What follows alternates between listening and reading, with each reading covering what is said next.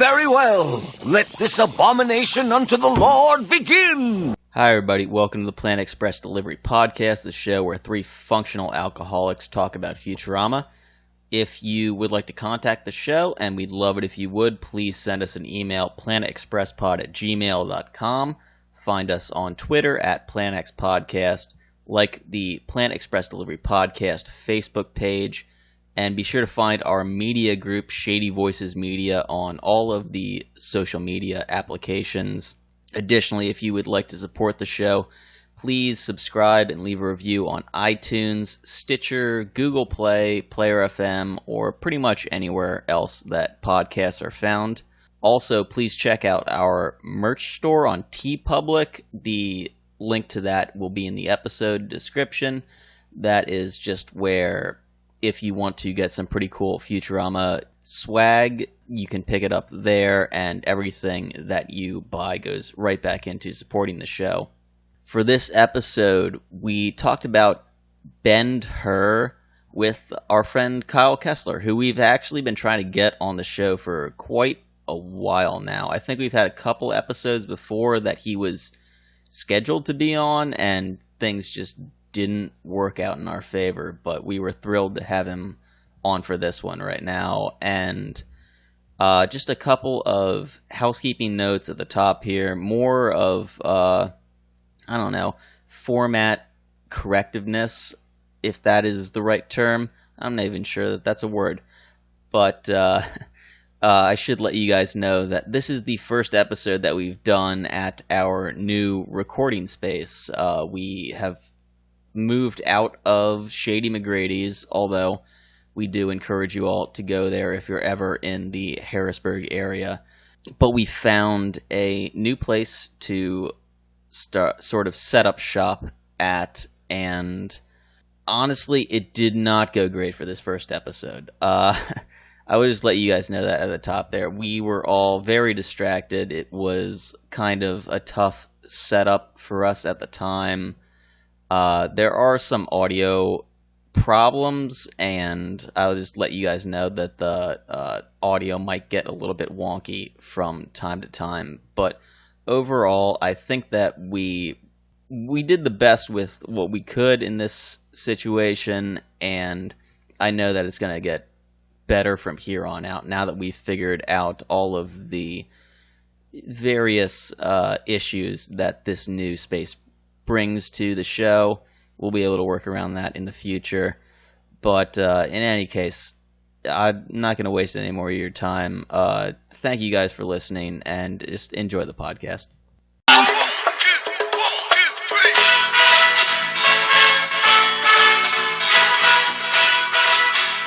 Let's just fucking do it. That's what I've been saying. Yeah. Look, this table is very tiny, and I'm very tall. I love this table. It's a child's table. I don't know why we had what it. Hobbit did you steal this from? I have no idea. I have no. When I saw you pulling it out of your car, I just laughed. I was like, "That is a small table." I thought we had a bigger one. It's like the satellite table at the flip cup at the party. Yeah, exactly. You can tell that kids have been drawing on it. Oh, for sure. It's charming. No, I like it. Yeah. It's starting to fall apart here. I don't even know. Whose table is it? Is this yours or your mom's? I guess maybe it was mine when I was a kid. Okay. But, I don't remember it. I saw it in the basement. I'm like, I don't remember this table. I just kind of want to steal it and have it here always. No, you can't do that. Come on. Sorry, buddy. I do like the comparison with the totality and size of this room, and then this tiny little table. Make sure that we get pictures at some point. Oh yeah, no, I will. Should we? First, let's introduce our guest. Yeah. Okay. So, we have a guest with us today. His name is Kyle. I'm stoked, at least. I can't speak for you guys. You might be pissed that he's here. Fuck you. But no, I've been trying to get Kyle to come on for a long time, and you were scheduled a couple times, but it didn't pan out. So yeah, glad that you are here. Welcome, Kyle. I appreciate it. I'm happy to be here. Cool. Welcome. I like nerding out on Futurama. Yeah. I wish that, well, without getting too ahead of myself, I wish it was a better episode that we were having you on for. But I'm surprised you guys have such a I mean, I don't dislike any episodes of Futurama, but Okay. I'm not on the aficionado level of you guys. So Yeah. you have a little more experience. I mean, I kind of agree with you. Like, I guess there are bad episodes. There's ones that I skip, you know, if it comes on, but In comparison to others, yeah, like there's ones that I don't pay as much attention to as I do other ones. Yeah. But it's always great to have it on. So. yeah. There's very few that I like genuinely dislike as television, and they seem to be mostly Bender themed episodes. Yeah, it's strange because I mean, we've talked about this a lot, but I love him as like a side character to somebody else's main story. Mm-hmm. But yeah, I don't know. Like, yeah, the ones that come to mind that I think I've given the lowest scores in the past, like they are Bender-centric episodes. Yeah. But then there's episodes like Godfellas, which in my opinion is like one of the fucking best. So, Yeah. yeah, it varies. It's strange. I think it depends on who's writing for that episode too. Yeah, could So. be. I feel like we should at least make mention of the fact that there's no bar noise in the background because we have. Kyle is part of the new program. Yes, the inaugural Not at Shady's podcast. Yes, we are officially recording in a silent studio with our first guest in the studio. I thought we were going to end up doing this on our own at some point, but it's cool that we're getting it all out of the way. Yeah. Yeah. I'm glad that I can say I was part of the first of a new era. We get to see how it all works out. I should also mention our second guest that we currently have with us, which is my cat Swen. He's roaming around the room, Trying to figure out just what in the fuck is happening. Yeah. Exactly. Yeah. He has no Are you guys idea. on TV? Maybe we'll have a Yeah. Swen moment. That's what we did. We just replaced all of the crackheads that usually bother us with a cat. Yeah. So, which And I did just move in 2 days ago, so he's like still kind of like, it's not a huge apartment, but he's still kind of like getting the lay of the land, you know, like he still looks confused at times, but so yeah, he's going to be roaming around here. Well, he was sitting at the window earlier when we were out smoking a cigarette. Yeah. He's just looking at us all going, meow. Yeah. Yeah. A little more low key than the normal folks at Shady's, I could say that. Yeah. Oh, yeah. Well, I'm glad we did this. I mean, we were having a lot of fun at Shady's. And not to say that we won't end up back there at some point. Sure. It's weird because I don't feel like I have to scream right as I'm speaking right now, because Yeah. at Shady's I feel like I just constantly have to like talk above the background noise, but So no one can see the levels except for me. sure. But when we were at Shady's, the levels never looked like this. Okay. It was always like super pumped, and then like red line, and like now it's hitting the red line because I'm yelling. Sorry, Sven. You call him Sven? I call him Sven. Yeah, I know. I don't know why. Because his name is Sven. No, it's Swen. Hey, Sven. Yeah, not paying attention to me. No. He's still a cat, no matter He usually what. comes to Kitty better than he comes to Swen. Yeah? Yeah. Actually, I called him earlier, and he just came like trotting out. Oh yeah, yeah. Oh, it's you. Well, yeah, because Kyle used to live with Swen at one point. He's got some dog-like qualities, which I can appreciate. Yeah. I'm fearful of his bite. I hope that the mics are picking up Swen scratching around in his litter Nah, box right I now. don't. Nah, see, we're not gonna get that He's though. that subtle background that Yeah. Shady's can't provide. honestly, I'm Get that. just the happiest right now that fucking Dancing Queen isn't playing in the Oh, background. Oh, good point. Yeah. Sweet. And you know that it was about to be playing because Jim was at the bar. Jim was at the bar and Jim was getting fucking tanked. Yeah. And it was any moment before ABBA started blasting. Yeah, yeah. Was that the guy on the corner? Yeah. There was a guy trying to like talk Richard out of walking home. He was like, "Oh, you get a taxi." And like, this guy ever been here before? Has he ever seen Richard before? Oh, yeah. But sometimes people like pay for a taxi or get an Uber for Richard. He always finds a way home. I remember I used to Yeah. run into him at the most But he random lives pretty times. far uptown, so. I used to see him walking Penn Street and Green Street all the time, and he would Okay. walk the street. He wouldn't walk in the sidewalks. Well, that sounds He about right. apparently has a caretaker. Do you guys know that? He should have one. Yeah. Yeah, a guy who will show up at the bar occasionally and Ah, pick nice. him up. Mm. And like nobody knew who he was. I mean, somebody was telling me. Oh, Shannon was telling me that this dude walked in and was gonna like take Richard out of the bar, and everyone's like, "Who the fuck is this guy?" Like, And he's Yeah. like, "Oh, we're friend. He's a friend of the family, and like we take care of him offhand." So he does have somebody who looks after him, I guess. Yeah. It's weirdly refreshing how the folks at Shady's embrace a guy like Richard. Like it's a nice place for just about everybody, and then you see a guy like that who's got like obviously some mental difficulties. Oh, yeah. But yeah, everyone does kind of take care of him. Yeah, like everybody seems to notice him. It could be a nuisance to certain places, but to him, Not Shady's, Shady's, they mix together perfectly. He's part of the Shady's family.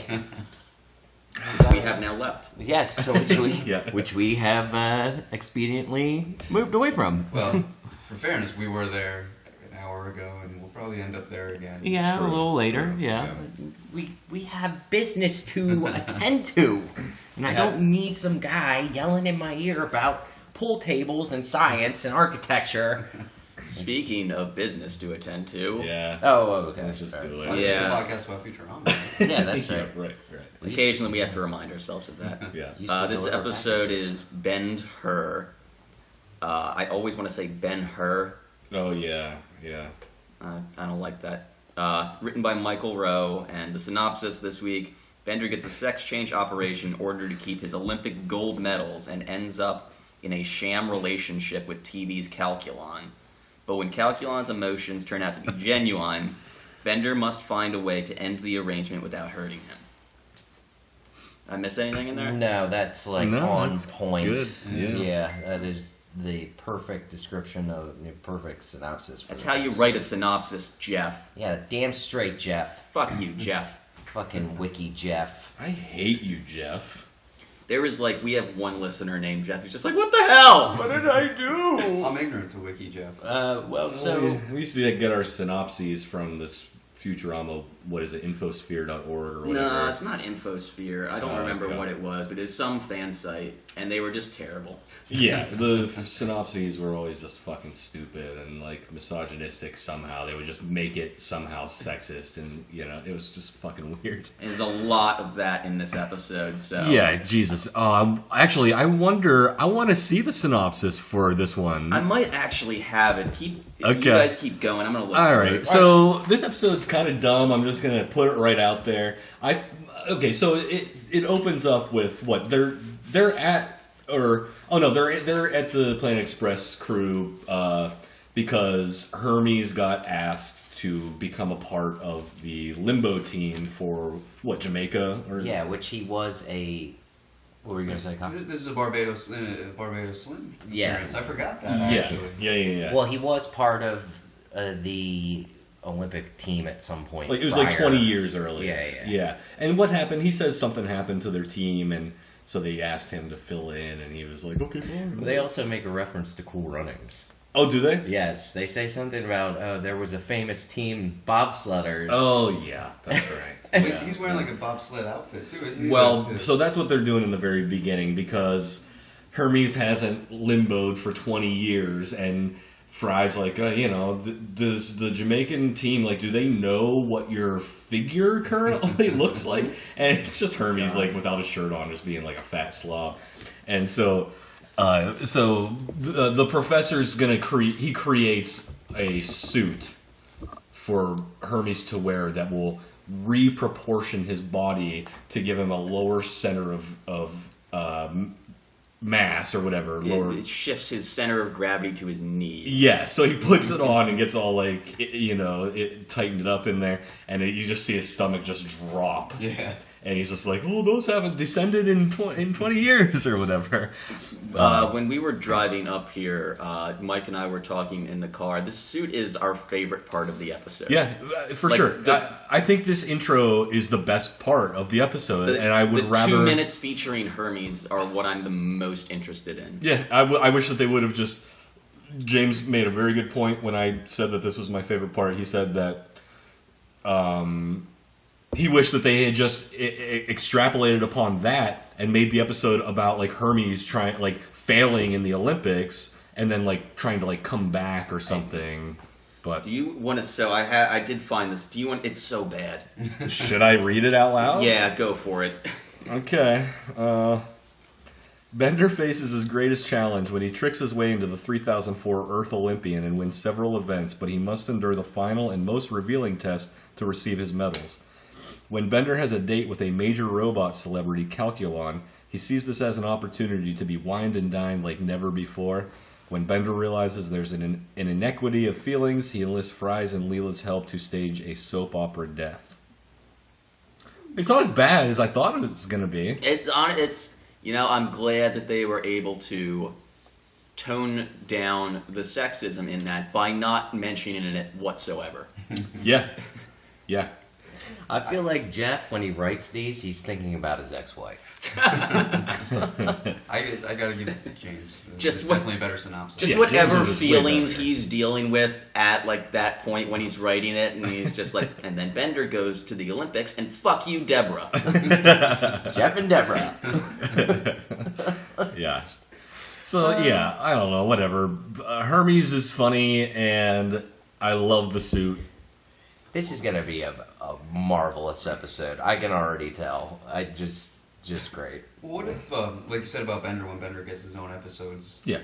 what if Hermes is that same, like maybe they knew that they couldn't keep it together? I like Hermes episodes, though. I can only Yeah. think of there's two. There's one with him and Dwight, right, where, well, I guess it's not really a Hermes episode, where Dwight and Hubert get their own business to rival Planet Express. Oh, yeah. Well, there's the Bureaucrats episode, which is, even that, Hermes doesn't really get his own feature in an episode. He is, usually like a B story but I can't really think of one off the top of my head that is completely Hermes-centric.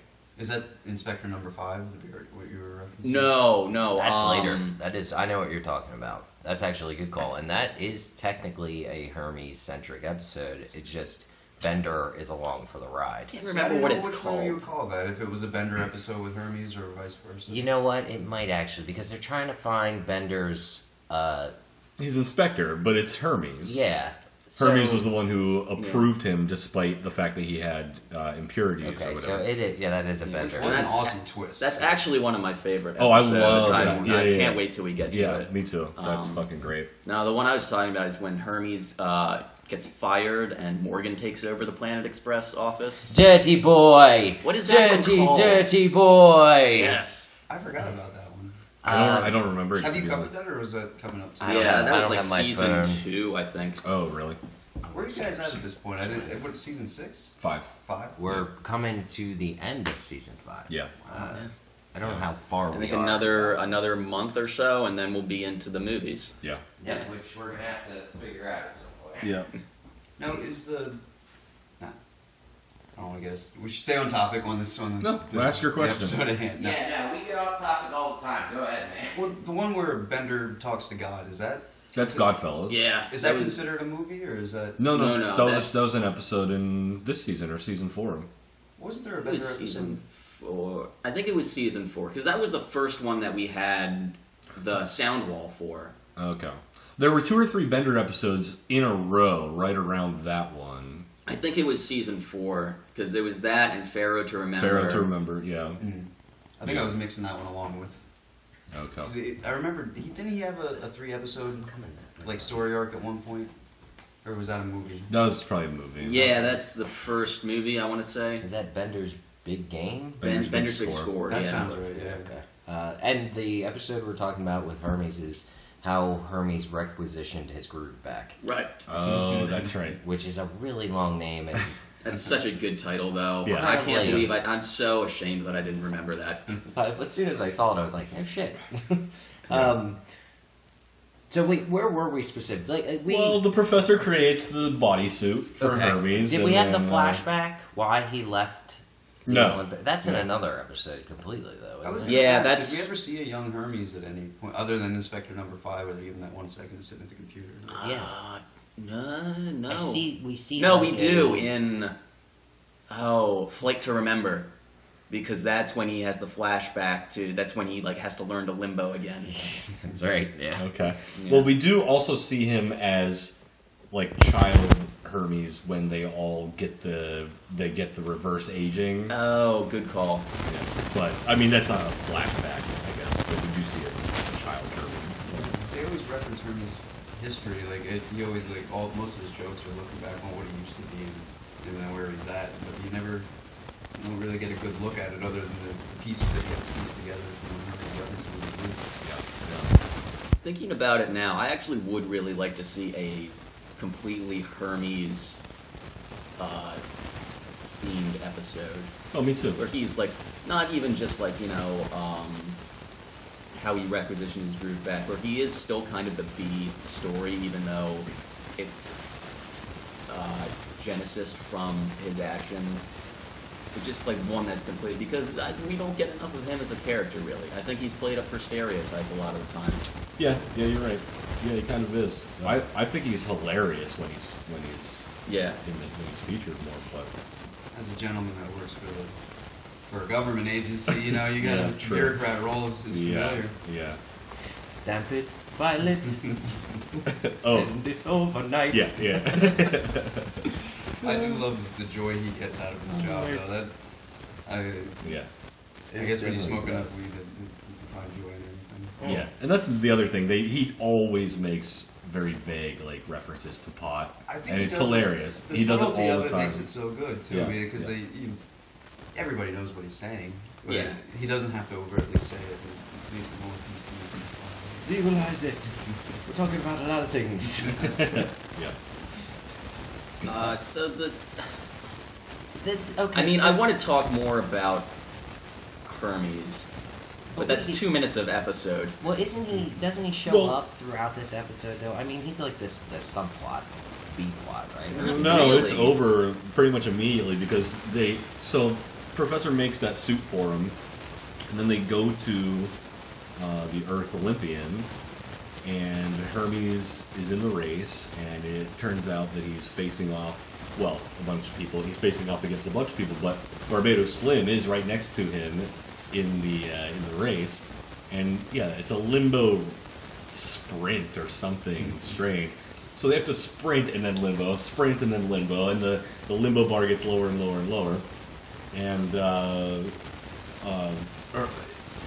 I actually thought that the announcer was really fucking funny in this part because he's like, oh my favorite athlete, Barbados Slim, is in the lead, and he's like, Hermes Conrad takes the lead. I love him, or something. Like he switches allegiance so easily to just whoever happens to be in the lead. Yeah, I liked that, but so.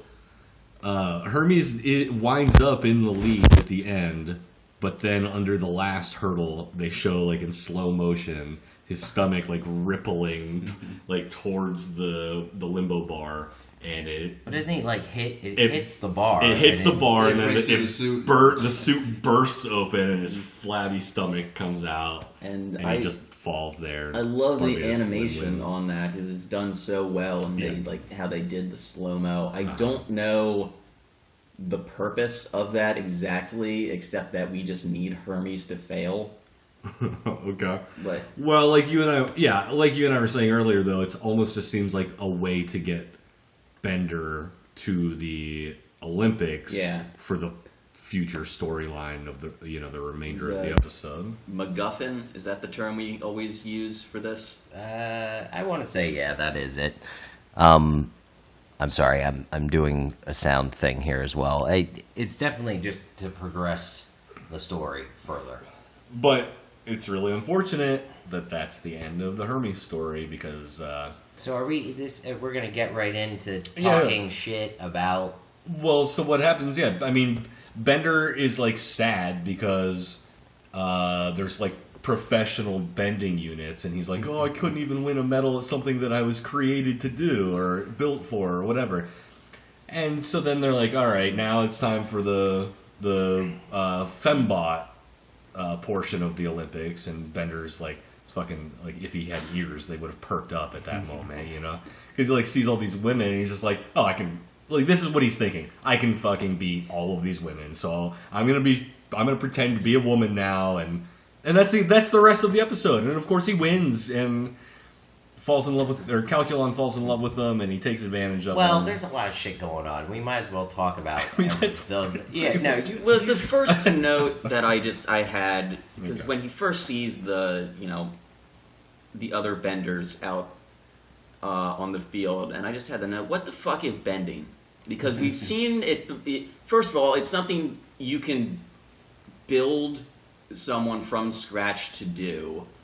But then there's degrees to which you can be good at it, and then it's a fucking sport, but it's also Bender gets a job in it. Just like, what the fuck is bending in this universe? Bending is all the things, James. Just like Sal is all the workers. Well, and how are these bending units bending literally beams that are imprinted with the word unbendable on them? Yeah.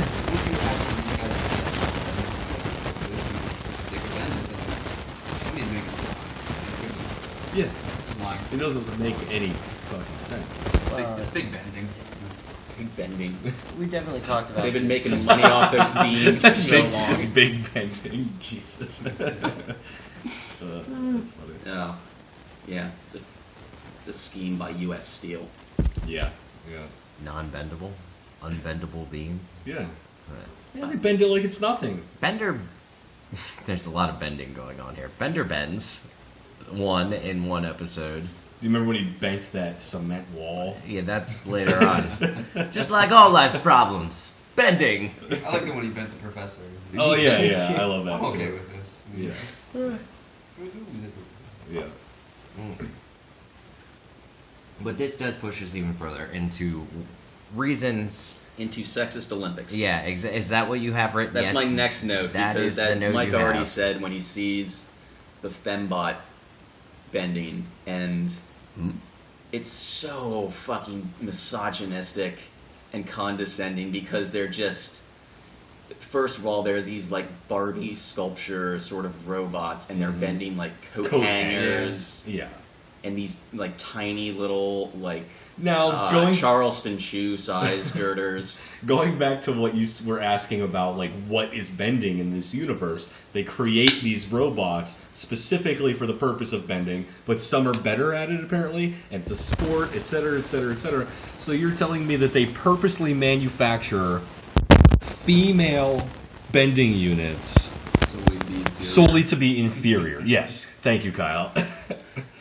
I think it's. This is fucking stupid. Yeah. I mean, isn't it so absurd that I hate this. It's satire at that point, though, or is it? I mean, I don't know. I mean, I would hope it's. Well, no, there is an satire, opposing right? force in this episode. Well, yeah, but Which it's only Leela and Amy. Yeah, but They're the only the women are the only opposing yeah, force. that's what I mean. They're the female protagonists. The professor is the voice of reason. the professor's going along with all of it. Yeah, though. well, we already knew the professor was a misogynist. James brings it up at least once an episode. Yeah, I now. don't like the sexist professor. Pretty constant theme with Professor. Yeah, like, and we've discussed that too. He's from a bygone era, which doesn't. I mean, at this point, doesn't make sense. It's the year 3000. I don't know how that could even progress that far. I do want to point something out that I noticed earlier. Sorry, my phone's beeping. I'll go turn it down in a second. But Well, we might have to fix the audio here. Something's going on.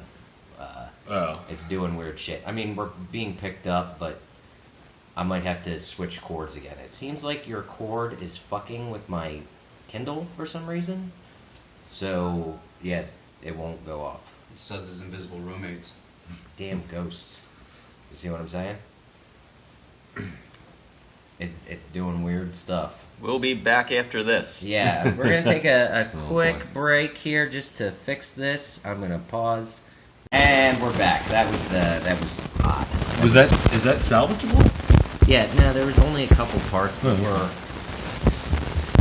What I wanted to mention before it started going crazy was that I just noticed that it was the 3000. It's the 3004 Earth Olympian, and this is weird. And Just deal with it. and so we're in season 5, and Fry got woke up in the future New Year's Eve of 3000. So at least up to this point, like, it is following the same time, I guess. Like the time that has passed in the show, like it makes sense, like or Yeah. which I just thought was interesting. I hadn't really ever You never picked up on anything. Notice that? No. I appreciate little things like that. Like, Well, there's the nuance of the show, right? Yeah. You know. coming from the Simpsons universe, where like they seem to be stuck in perpetual whatever. Yeah. They're always together here, and there's no real timeline Right. within that universe. There's no aging or anything. Yeah. Yeah, yeah. Which I didn't like that about The Simpsons, actually. I wish they'd kind of grow. But I guess then you couldn't continue the show. Eventually, Marge and Homer would die. Yeah. And it Yeah. would be The Simpsons still, it would be Bart and Lisa, but I don't know. It fell off for me. Like, The Simpsons is definitely an iconic show, and it had its moment for me. I watched all, like, the early seasons. It peaked a while ago, and it was a slow decline. It's still there. It's not bad. It's better than a lot of other things on TV. Yeah, but that's true. It's Yes. definitely nowhere Where it It was once in the was. beginning, yeah. Which is, I actually was thinking when you said about the lead-in on this episode, how it starts out with a story that is meant solely to be there in that small space, only to roll into an obscure reference, later down the line in the episode. I feel like Matt Groening, I don't know if any other episode does it as well, or any other show or creator does it as well as Matt Groening, because The Simpsons would do that over and over and over again, where they would start out with this weird story, and if you reference the episode by like those first 2 minutes, you rarely find somebody that knows what the rest of the episode is. Yeah, Like, yeah. and it carries with Futurama really well too. They like to do that. There's always some like springboard, Yeah. that, like to get them into the main story. I think yeah. it's got to be a fun like writer's room when they're coming up with those things. It's like Yeah. how can we start this? And he's like, well, let's start in a completely opposite direction, and we'll find a way to just loosely tie these things all together. Yeah. That's a big theme in the Simpsons writing, and I think the episode that like makes it the most blatant is the one when the Simpsons get a tennis court, but the first act is them planning for Grandpa's funeral, and the segue into the second act is when they're looking at like a mausoleum. And it's like you can afford this. It has as much concrete as an Olympic-sized tennis court. Cut to the next scene where they're getting installed. Like, bet you didn't see that one coming. That's great. I love that. Hi-oh. I don't know. Like you had a term for that? Did we MacGuffin? Yeah, MacGuffin. Where does that come from? It's I'd have to look it up. I think it's just like a plot device. Yeah, is that similar to like a red herring, or is that something? No, a red herring is it's like a false lead. Okay, all right. Well, I mean that right there, like an opening like that, is a false lead. Like, oh, this is what we were going to, but guess what? Here we are. Yeah. Like, And it's funny too because it's a great idea and I appreciate it, but then you got people that try to beat it ad nauseum, like Seth MacFarlane does, and all of a sudden you no longer have any. It's no longer a thing. It's now the thing. there are shows that need to end. MacGuffin, an object or device in a movie or book that serves merely as a trigger for the plot. All right, so yeah, I think that's right. The Hermes thing is a MacGuffin for this episode. Like, it brings us right to what's going on. This episode purely focuses on sexism and well, some other hot topics as of the moment as well. What were you gonna say, James? It doesn't do it well, though. If satire is what they were going for, I think they missed the mark because to me, it feels like they're punching down on gender and on, I guess, in the context of this, the fembots and the way that. Yeah. Yeah, I mean, because I guess this,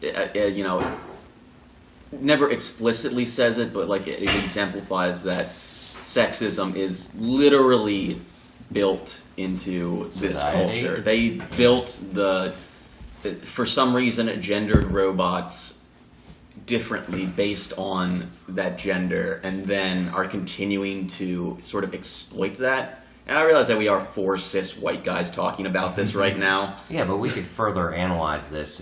They even pointed it out in this show that at the time was made in, this has been 2002? 2001. 2003, I want to say. Didn't we say it was the 3004 Olympiad? Yeah. Yeah. So maybe 2003 would make sense. Okay. Yeah. So I don't know what they were going for, and I don't want to justify anything here, but it possibly was them pointing out that it seems like we're not turning this whole bullshit ship around with sexism. Yeah. Like generally it looks, they even said in the year 3000, and it was year 2004, and we're saying it now in 2017, where people should be able to, understand that we're pretty much all equal.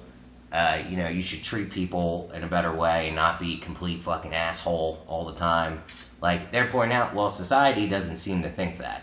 Now, I don't know if that's right. They might have been going for the cheap joke, the fucking bullshit joke. And like I already said, I don't like this episode. When it comes on, it's either stays on in the background, I'm not paying attention to it, or I will immediately turn it off and put the next episode on. Yeah. Now, and I will preface this. Yeah, I skip this one every time.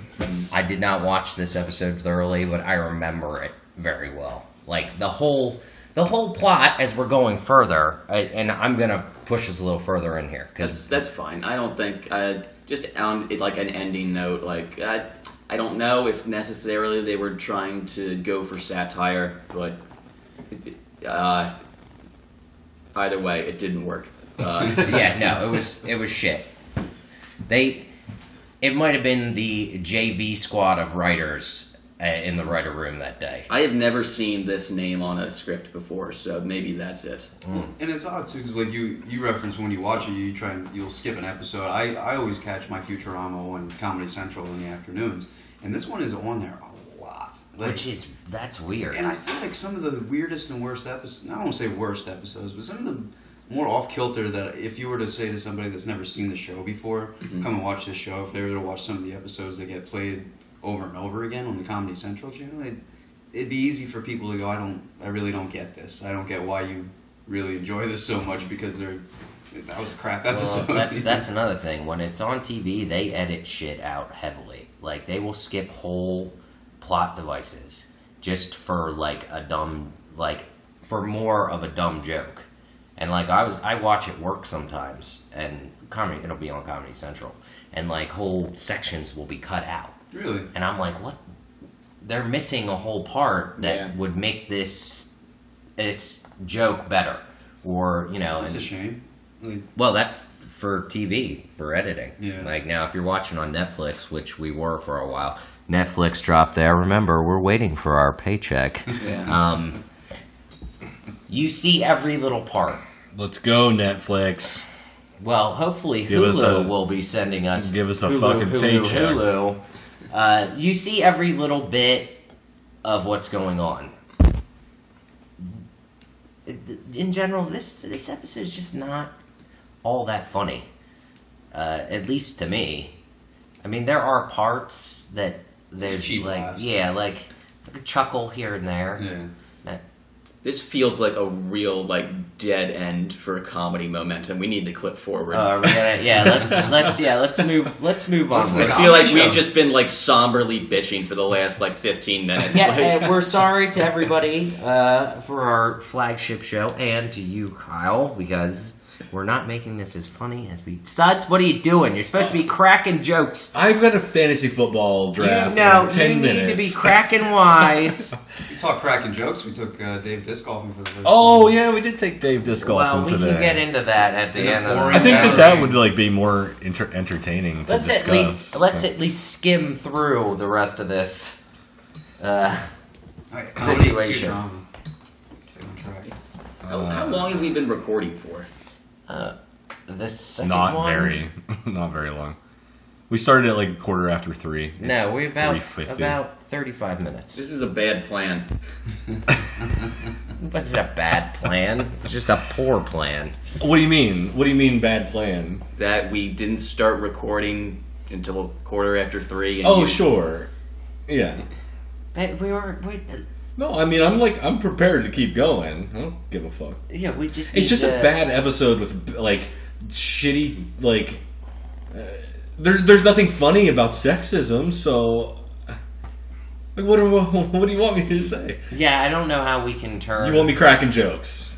Okay. It Well, does and the- feel cheap. Like, you almost do feel bad cracking jokes because most of them would have to be just lowbrow. Well, and I think a lot of it is just like how antiquated so much of the jokes feel now in, with 15x years of cultural development, and now that gender fluidity has so much more transparency in culture, and that you could not have done this episode in 2017.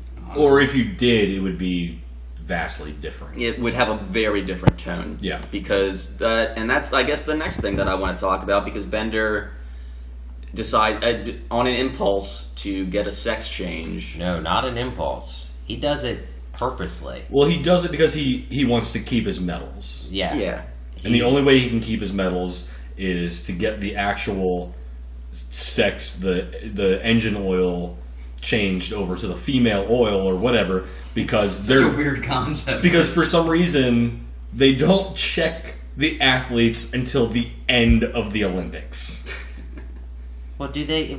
Okay, so And then Leela says to him, like, "Oh, like, are you crazy? Like, did you think they would just let you take your medals without checking?" Or Is it- This is a world where you can say you're a robot from Rabonia and nobody even bats a an eye. land I didn't make up, or whatever he says. Yeah, that was it. is this? I honestly, I don't know, but I'm gonna feel so dumb if this turns out to be a bit. Is this a real thing? what? Is there actually a gender test for professional Oh athleticism? no. Oh, in the Olympics, yeah, there was a. Was there a gender I want to say she was. think there is. There was a bicyclist, a female bicyclist from I want to say Kenya or Holy shit! it was someplace in Africa, and she had some masculine features about her. She was physically more muscular than the people she was competing against, and apparently there was a lot of back and forth about whether or not she should be classified as male or female. She competed in the female division, That is so fucking creepy. and I don't know enough details about it to really become, to give you a full download or lowdown on it. But it's crude to say, but I think it had a lot to do with the size of her clitoris and the fact that that is a big deal in the place that she lived. She lived in a Kenya, rural area that was not big into technology, and they still had some very antiquated views on what made a woman and a man a man. Oh wow, we're really getting into it. In this It's- episode. Yeah. Again, I'm sorry. This is supposed to be a comedy. No. Is This happens occasionally. This is gonna be. Gender testing is real. Yeah, that sucks. That's so fucking creepy. It's weird. It is weird. Yeah, it's very, very bizarre. Oh my god. Yeah. How do you have that conversation with your 15-year-old? Yeah. Well, guess what? You're getting gender test. What? Sorry. Yeah. Fantasy football team. The Olympics need to know that you're really a woman. That's so fucked up. I say, boo on the people who even have to bring the subject up. I guess maybe because maybe this is based off of this episode's based off of something that actually happened. Is there a documented controversy where somebody actually tried to Posed as a female athlete Yeah. to win gold? I don't know. I mean, we don't have the infosphere up. Maybe there was some reference to something going on, but I feel like this was just kind of I don't even know what to call it. Like the writers were either tired, so they passed it off to a no-name, and they were like, "We'll finish up the season. Great. We'll just let someone else write this specific this episode." I don't know. I don't know how it worked out. Now, do you have the infosphere? It's not up Okay, yet. let me see what notes you have here, so I can try and. I don't have anything else until Calculon comes in, because honestly, I don't find a lot of things funny in this episode, but Calculon has some decent moments, and of course Hermes at the very beginning. Yeah. All right. So yeah, let's just. Okay. There's something that I really thought was funny, but it's not until the very end. I'll bring it up. Well, yeah, later. James has this one note about the sex change operation, which they do, and he gets to keep his medals. Excuse me. But that actually further progresses us into the later part of the story where... Well, he gets asked to go on Late Night with HumorBot 5.0 or whatever. He becomes super, like, famous, like, because of his, you know, the... Meanwhile, the professor is, like, cracking jokes about how, like, oh, he's using a coaster for his drink, like, oh, that femme is really kicking in, or whatever the fuck, I forget what he calls it. But, like, Fry puts a drink on the coffee table without a coaster, and Bender, like, moves it onto the coaster. Yes. Now, these are, like, really low shots. Yeah. Like, these are almost on par with, like, late 90s sitcom jokes. Well, it's weird. 2003 was the year that I graduated from high school, so that's like my most vivid year of before being a real adult and having to like get responsibilities. And it's funny, you know, as we're talking about it, I remember the dumb locker room jokes that we used to make at the age of 17 and 18 years old in that time period. And yeah, we have come a very long way, because I cringe every time I think about, you know, some of the dumb stuff I used to say back then. Oh, hell yeah. And I'm guilty of it as well. Yeah, I have large part in all of that dumb shit. And like it was a product of the times, and you know, you're influenced very heavily by what's around you. Your surroundings, the people you hang out with, I mean, what's going on in the world.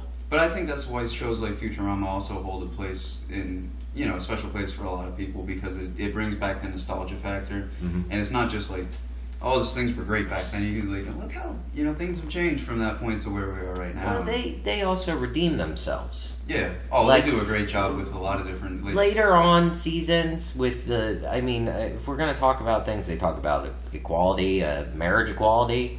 They bring up a lot of stuff. I mean, they obviously make jokes to some effect, but they're definitely pointing out, like, the ridiculousness of...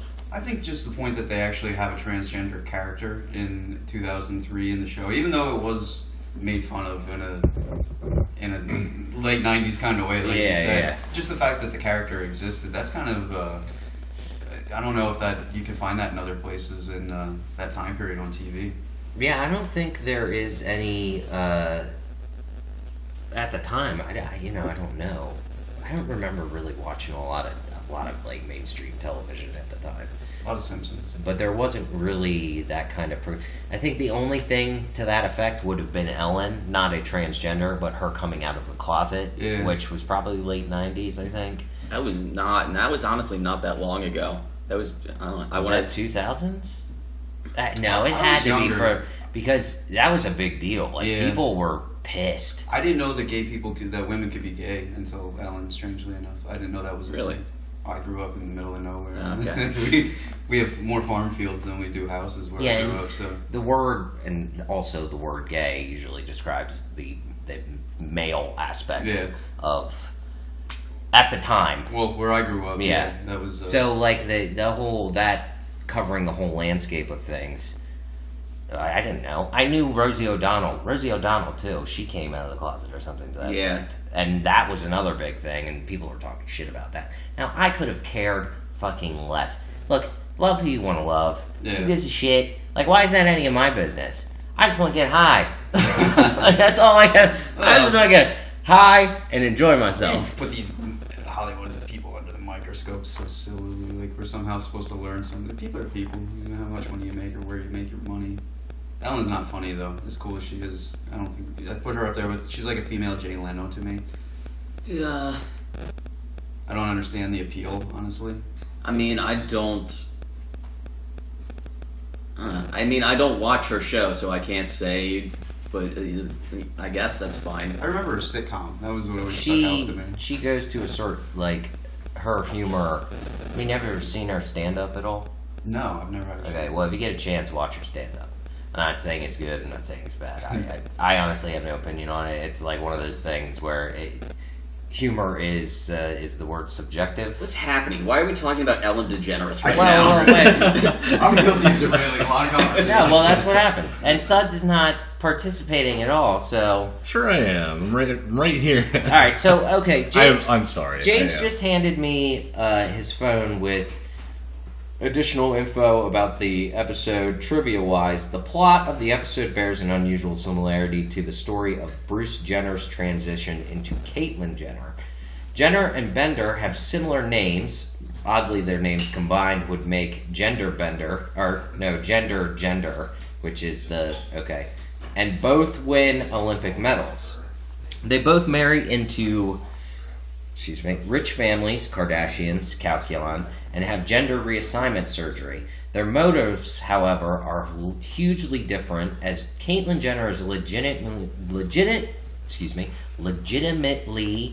a transgender woman, while Bender simply did it for personal gain.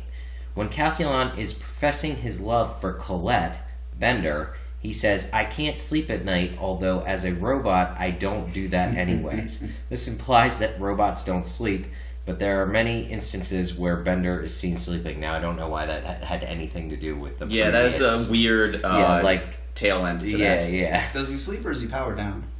They turn off, or what, when Fry's living with him and when they're in the closet, that's what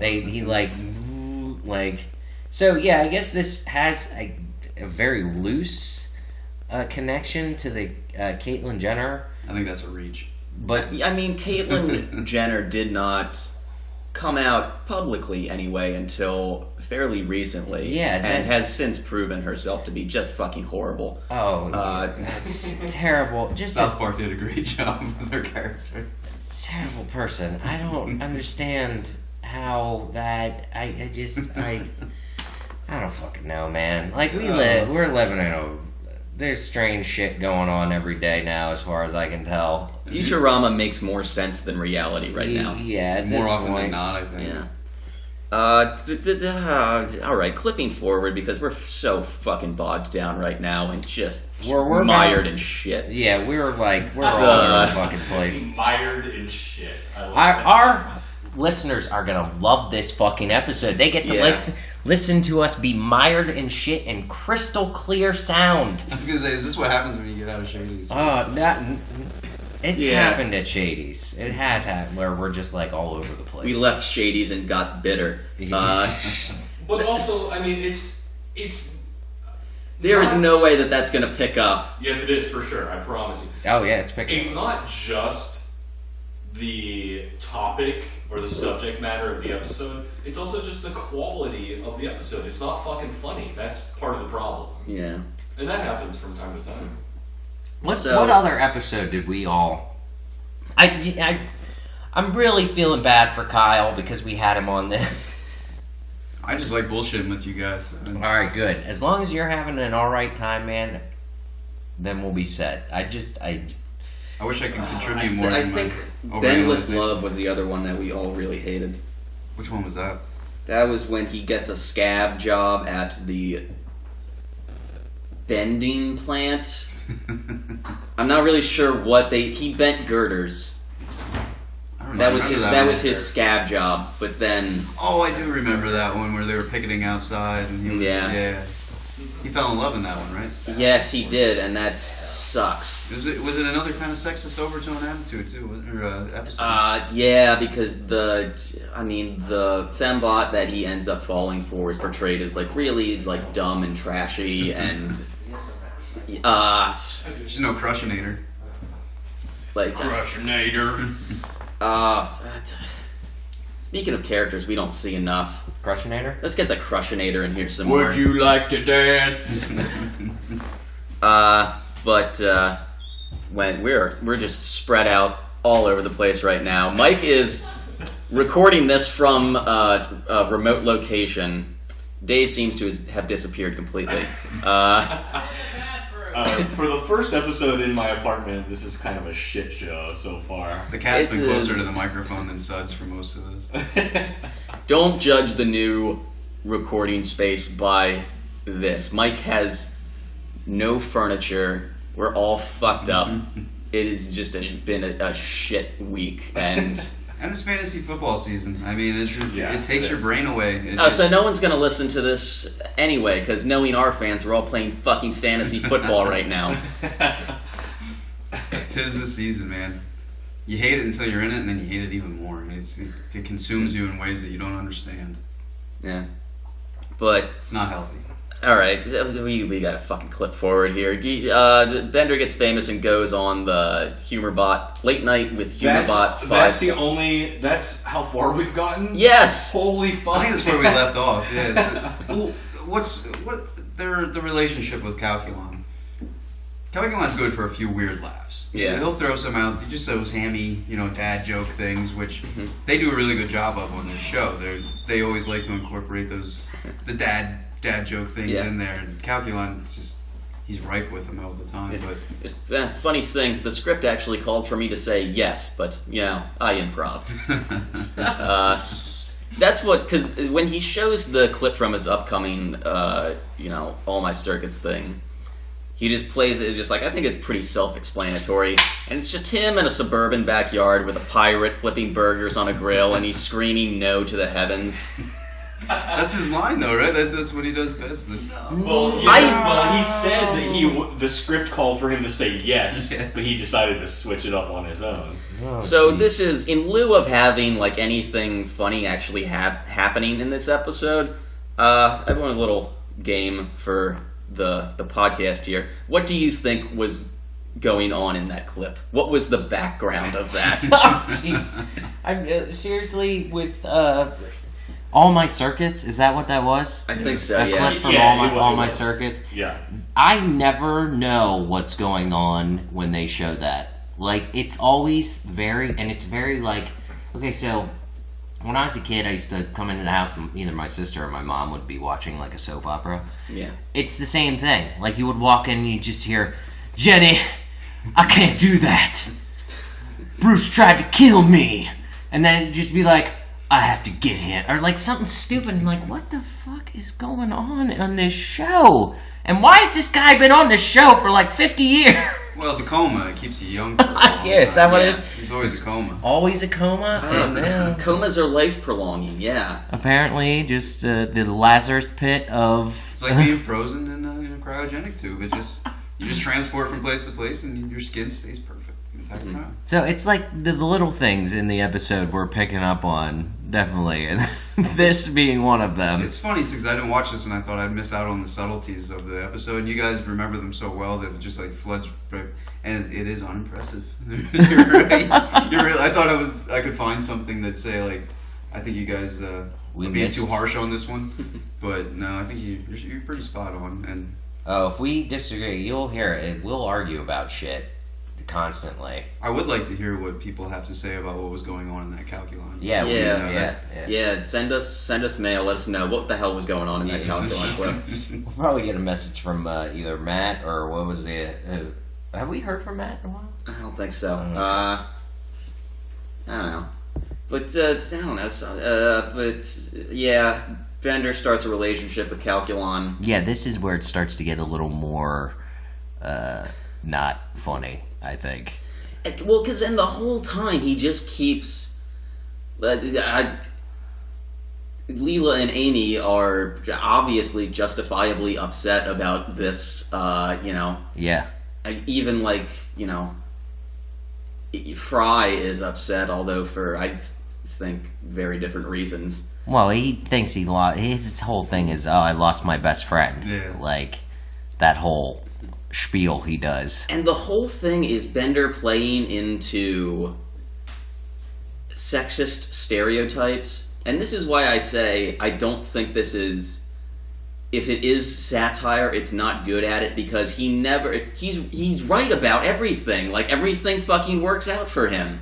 Like, every trampy thing... trampy in quotes. Trampy thing he does. Quotations, everybody. Just listen. It just makes Calculon fall in love with him, like, so much harder. Now, okay, so here's my question about it. Like, not that it's right, but stereotypes are made for a reason. Like, they're a thing. Like, we can't deny that. I mean... We shouldn't... That is not a generalization. I'm not making a I don't want anybody to get pissed about anything. But it has been said. Stereotypes are there for a reason. Like, it's not like they just come out of nowhere. I'm not saying that they come out of nowhere, but I think the reason that they exist are some people are dickheads and need to classify an entire group of people and as want one to thing. reinforce those stereotypes. Yeah. It Yes. makes it easier for people to feel superior. I think in a lot of cases, stereotypes carry over, so you can just be like, I'm better than a group of people, rather than there's a person that I know that I feel better. So in one instance, and this is, I'm just gonna even go on. So one instance, a person sees something happen, and they basically, and this is pretty much, if you didn't already know this, they will stereotype a whole group or class of person from the one instance they had with one person. My grandfather was the best at that stuff. Like that. He would come up with the most absurd reasons to dislike somebody he's never met before. Because back in like 1968, somebody passed him on the road and spit on the ground, and they had a seed in that spit. So now every time he sees a guy with his left shoe tied a little tighter than his right, they're automatically an asshole because it's that guy that he saw. He wears his left shoe tighter than he's an asshole. It would always be hilarious to hear him explain why this person he never met is a terrible person. Yeah. Jesus Christ, Pap, that is some 6 degrees of Kevin Bacon that you're going through to justify that weird mindset. I feel like you pulled that out of nowhere. You had that somewhere.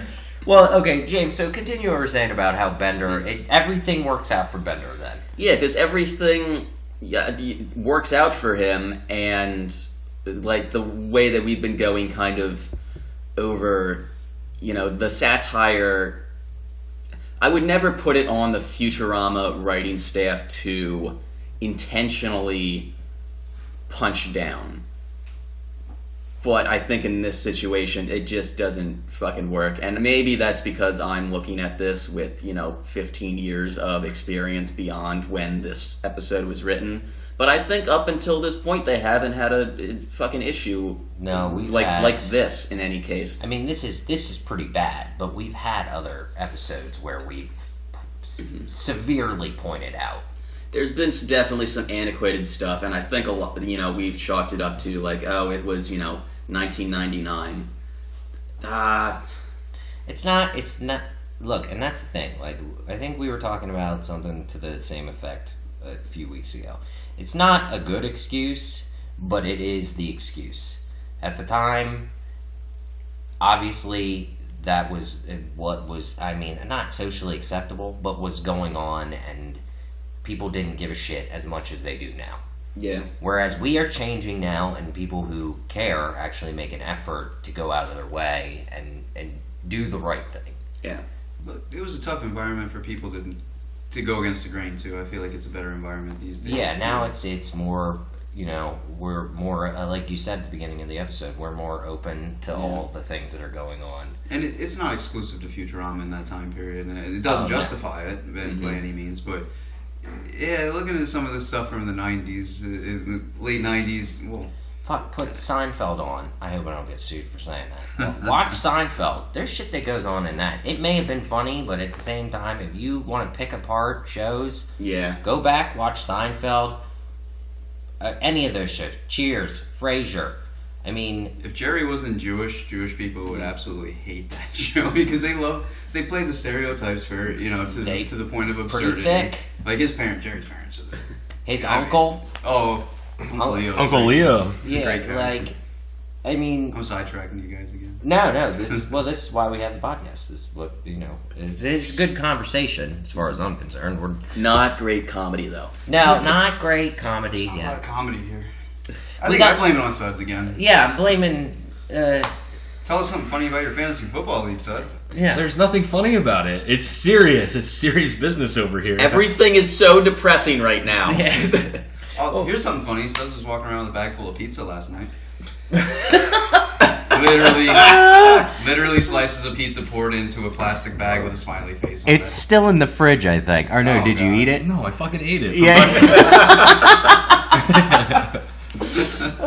The box wouldn't fit into a bag. The box wouldn't fit into a bag. I thought that was the drunk justification, but no, he's sticking with that now. Why wouldn't you just take the box? Well, because I was on my bike or something. Yeah, I had my bike. He doesn't even fucking know. There's no good reason. He just dumped his pizza into a bag and carried it around with a smile on his face. That's good. Well, Justin ate a slice. I do remember that. Oh, yeah, so did that fucking crazy woman sitting behind us in front of the jukebox. Well, Justin ate it out of the bag. Oh, did he? Yes. Oh, okay. Wow, that's ballsy.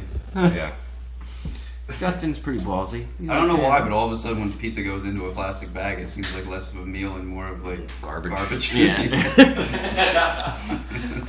All right, so let's get back on track so we can tangent more. Can we just like clip forward? This episode is so goddamn painful to me. Okay, yeah, no. Okay, so basically, They're gonna get married. yeah, he's using Calculon to the fullest extent.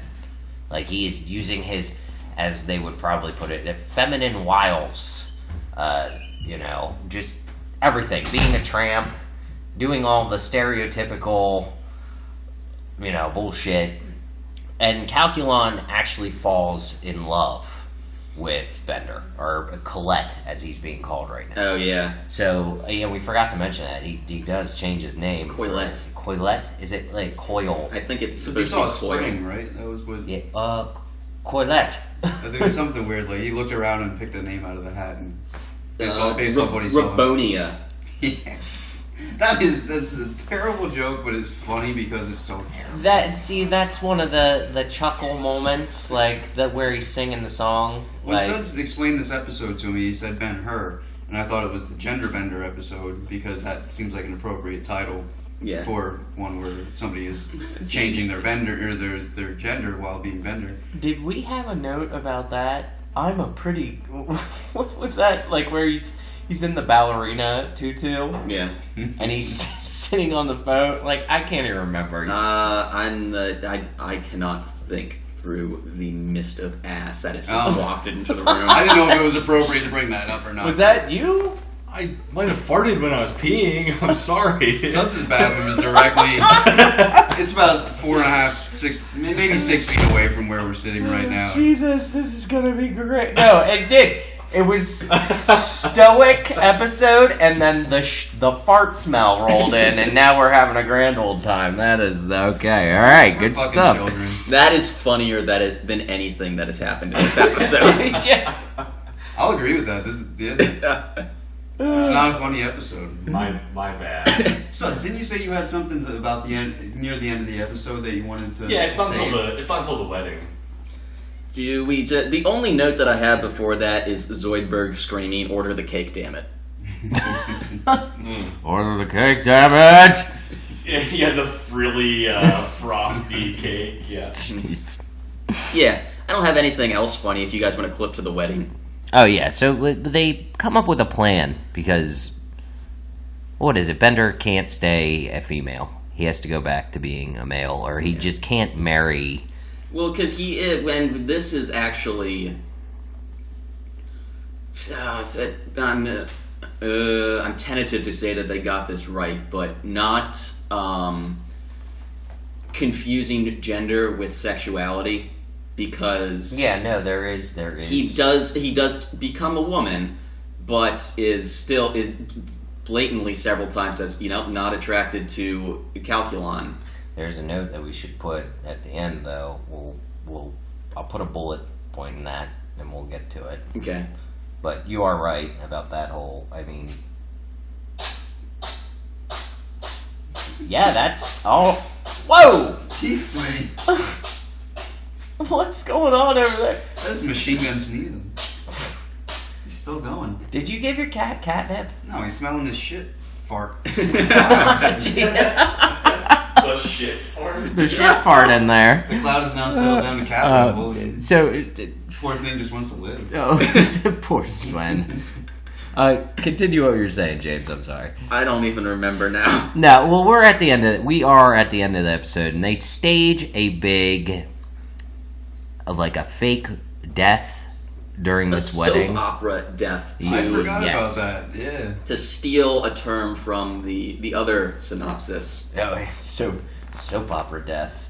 Yeah, and it's Because that's the only way to communicate with Calculon, right? 'Cause Yeah. he's not just a character in a soap opera. That he thinks the world's a soap opera, Well, that's which the is only what way. makes him so funny. That's the only way to trick him, because he is kind of a dipshit. Calculon is, and it's weird. His intelligence ranges in certain episodes, but he is definitely a dumbass in this episode.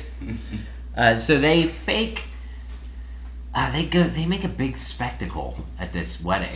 Like, I forget exactly what they do. Well, they decide that the only way that Bender can break up with Calculon without hurting him, because he's decided that no, he doesn't want to be with him, but he also doesn't want to con him anymore. Yeah. So the only way that he can break up with him without hurting him is, well, Leela comes up with the idea, is to like soap opera breakup or something. Yeah. So they devise this big crazy soap opera-esque plan for basically Bender to come down with the African Hydraulic fever. Yes, Is that what it yes, is? which you can only get from the diamond mines of Africa. But as it turns out, Leela's in the crowd playing some Yeah. crazy diamond. Or she's like, "You stole my diamonds!" And then Fry comes riding in and he throws a spear at Bender. And Is that Leela's outfit reminds me? I don't know if anyone's seen the movie Bowfinger. I know what you're talking about. The one woman who's like a serious actress, but then she's in this ridiculous sci-fi movie. Oh, okay. That's what she reminds me of. In Is that that the scene. Warren Beatty movie? No. No. Bowfinger is Eddie Murphy. And Steve Martin. Yeah. It And sounds like a comedy gold. I don't remember whether it was good or not. It's entertaining. Okay. I mean, it's not a good movie necessarily, but it's not bad. It's a chuckle. you can make it through it. I mean, I guess is the best way to describe it. I thought we already discussed this. I'm gonna say it one more time. I don't really watch comedies. Ah, well, you picked a great fucking genre of podcast to get into. I am still funny. I have my moments. So the only note that I have after Bender has died is Calculon. He just keeps going, no, and then he goes, N-O-O-O. That will actually make me chuckle, because there's just something about spelling emotions that just like... The show does try and redeem itself in a couple of different ways. One at the end of this episode, And you said, with trying to balance out the really heavy sexist overtones that started. It almost seems like they realized where they were going, and they were better than us at writing the ship to get back on track. And they were like, all right, well, let's leave them with a good taste in their mouth. And they try and redeem it with the corny Calculon humor that he's always. Like maybe they tried to like course correct very late in the process. The soap opera death, which Yeah. is actually, I mean, that whole scene's pretty funny. Like that. I love Hedonism Bot's reaction to like just the whole proceedings of the wedding. He's just like, oh no, Oh no. yeah. But the characters that Fry and Leela played to play in with the soap opera death, that's pretty funny too. Yeah. Yeah. They walked in on Jeff, the wiki writer, writing this episode. You son of a bitch! Is that what the problem is? Maybe that is the problem. They crowdsourced this script. Is that a thing in 2003? Yeah, somebody probably just gave it to him on spec. Yeah. Oh God.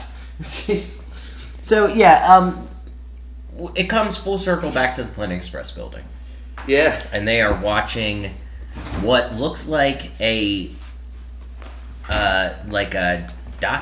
What do they call that when they make a movie that's actually like based on? Mockudrama or something. It's like a biopic. Okay, There so you go. yeah, it's a biopic about Colette and Calculon. Well, it's about Calculon, but Colette is there, Yeah. and you just see. I think they there's some words I can't remember what they're talking about, but I just remember at one point.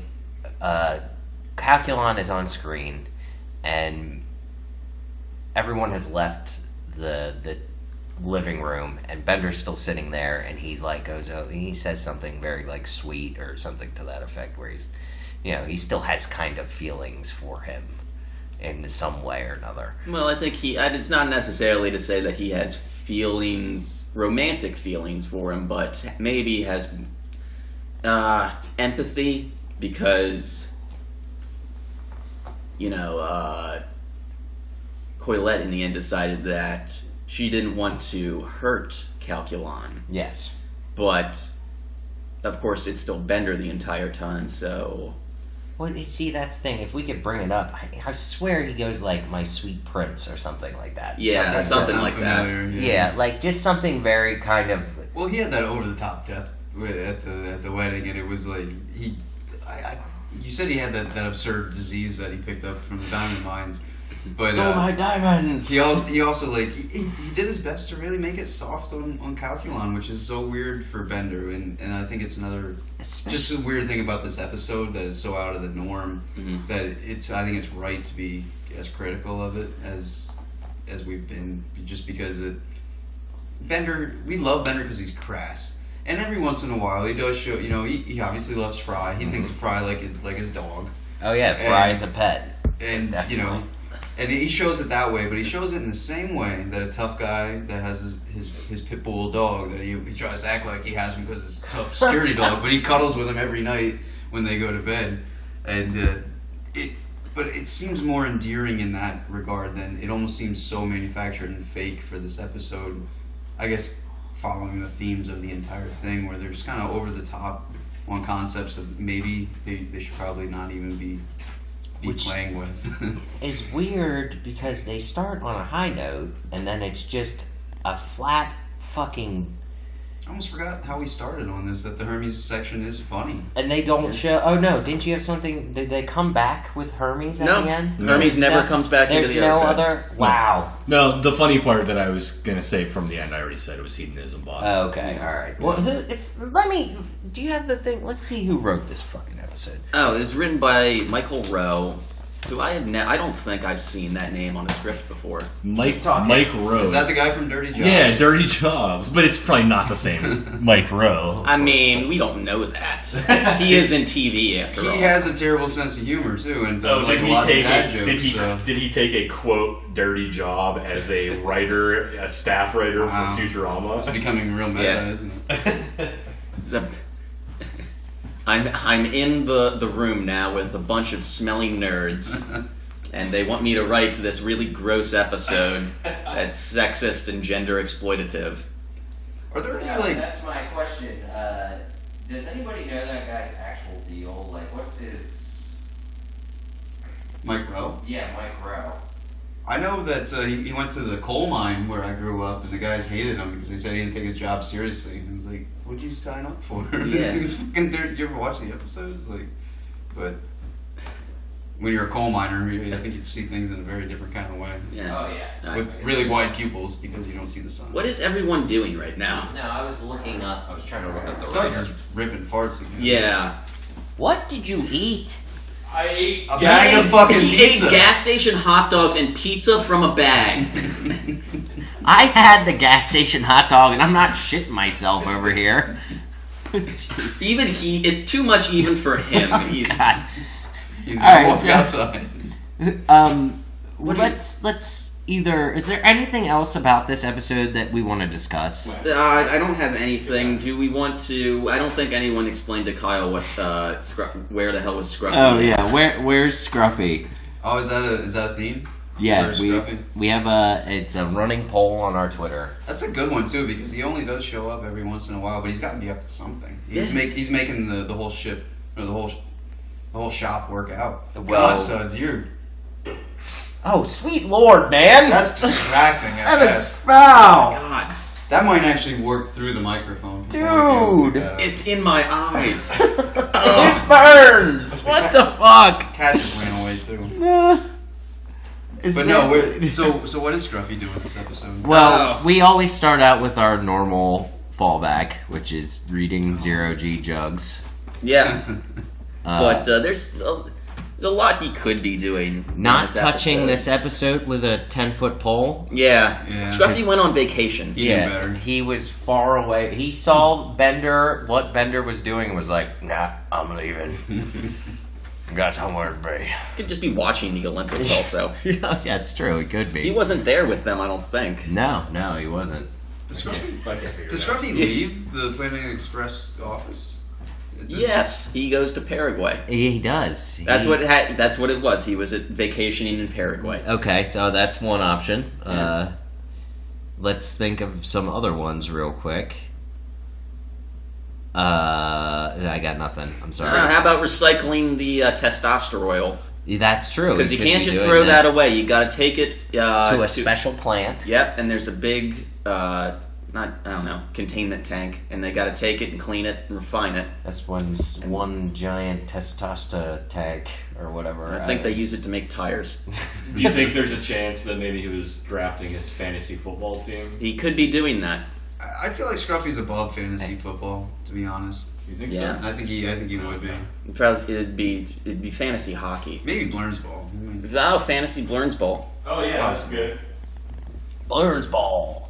Still don't understand the rules. No, we've tried to figure them out. Well, what is it? One blurn if you blurn, you get one blurn. If you if somebody else blurns, then they get 2, but you also get 3. All those Except for the things. word blurn, that was complete gibberish. Yes, exactly. Anything? I think we have 0G jugs. 0G jugs will be forever an option. Yeah, but did you put watching the Olympics? That's fair. Watching the Olympics. Yeah, watching the. Well, that'll be our plain option. Sven, you have a window, buddy. What are you doing? Scruffy strikes me as a gambler too. I could see him being like. You know what? Gambling on the Olympics. That would be That would be better. Underground gambling. Oh yeah, It's definitely like in the crowd somewhere. he's in the 3005 version of a speakeasy, or 3004 version of a speakeasy. Gambling on or fixing the Olympics. Oh, fixing the Olympics. That's better because he does fix things. I feel like he pulls a lot of strings that a lot of people don't recognize or appreciate. He's the man in the background. Yeah, he's the guy behind the curtain. Yeah. Don't pay attention to the man behind the curtain. All right.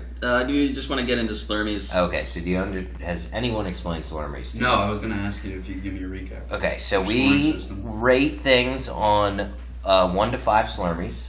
Slurmies is an award that was awarded to Leela in which episode?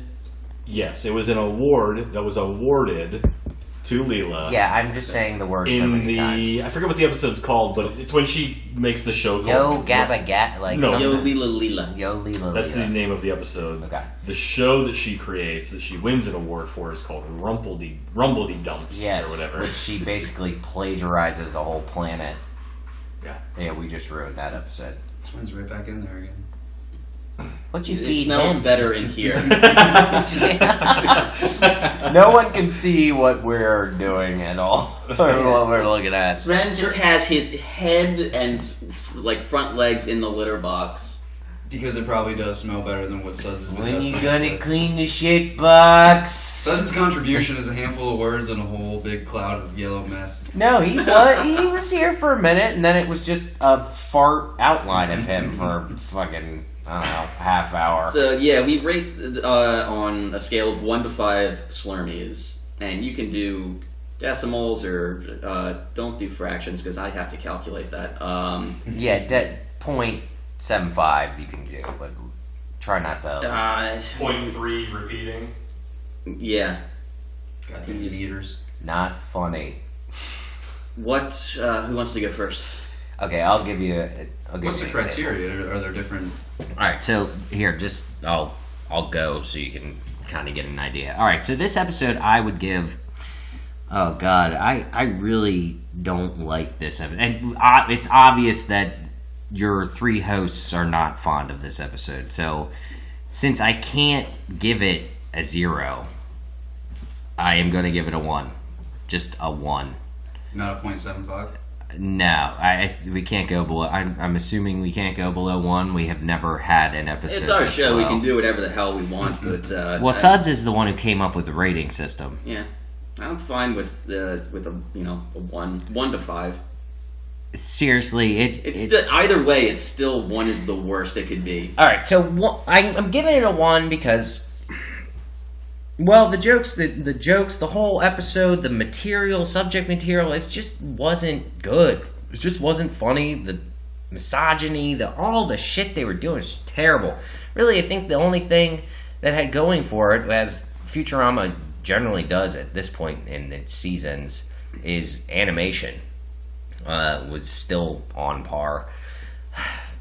I mean, there were like chuckle moments here and there, but that's really not enough to bring this past a 1 for me.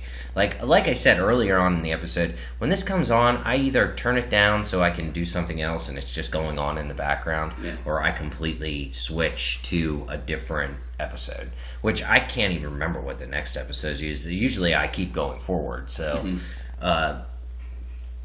there's nothing redeeming to this episode for me. And like Kyle said, towards the end they try to like steer the show back into better area, but it's just not enough for me. I can't give it anything higher than this. This will be my lowest rated episode ever, I think. it is, yeah. I was gonna ask, has there ever been another 1.5 from you?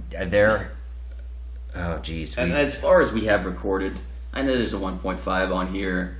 I gave a 1 to Benless Love, because that's another Bender-centric episode that doesn't work. Yeah, there is a theme going there with the Bender episodes.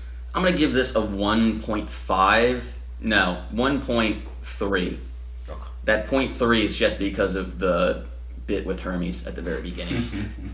I feel it because I do like that, and I like Hermes in this episode, and I'm super fucking bummed that we don't even get a recall to that later in the episode. It's it would just be cool to come back around to it. Yeah, so I think that deserves 0.3 of a Slurmies. Jeez. So yeah, that's all I have. Kyle, you want to pick one? Being ignorant of the scale, I know it's not my favorite episode. Mm-hmm. It's very far from. It's not even really that memorable, other than "Hail, Hail, Rabonia," the land I didn't make up.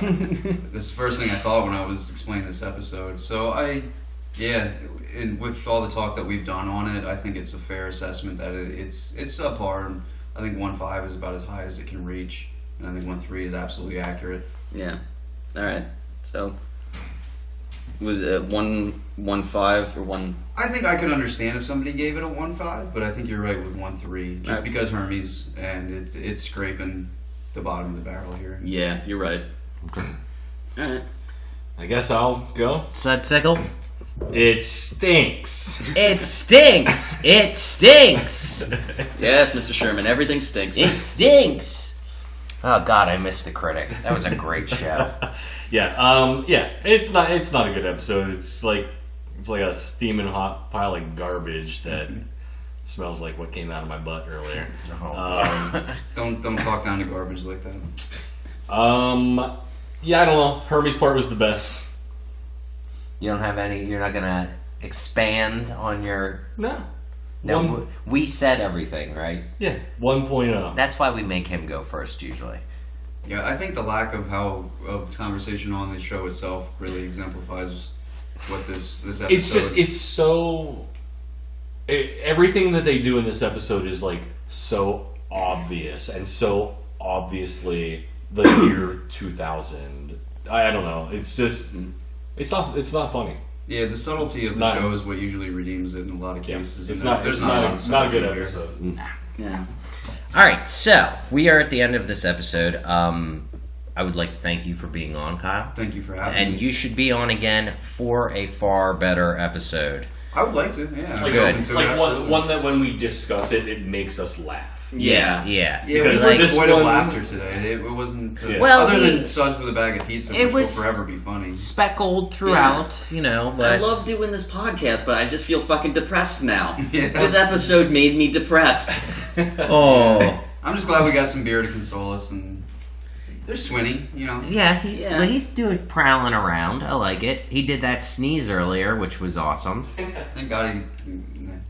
Yeah. So if there was a human being trying to drive, we'd all be dead. No. It's unfortunate, but this has been a very unfortuitous christening of our new recording space. Well, you know what? We need that. Some crystal clear clarity, though. There's nothing that has been ideal about this. We've got a shitty episode. We've got me distracted by fantasy football. Got a baby table. No, we had a good guest. We just put him on. Sure. To, Yeah. No, that's true.